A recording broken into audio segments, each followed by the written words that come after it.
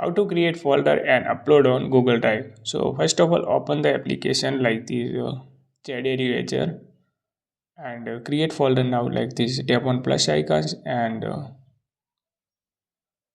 new folder name type like new like and okay, and your folder is ready like this. Search now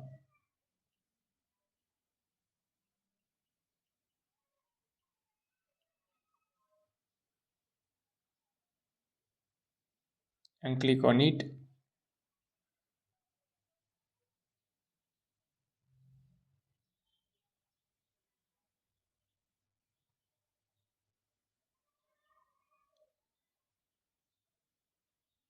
And tap here like this. Tap now and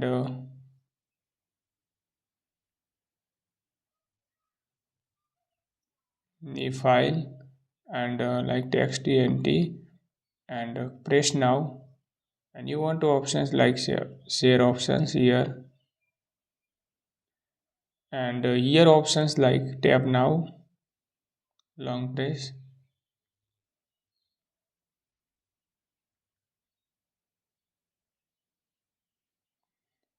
like share option here, now share now, and you want to show like Google Drive application, so click on it and your folder is save now.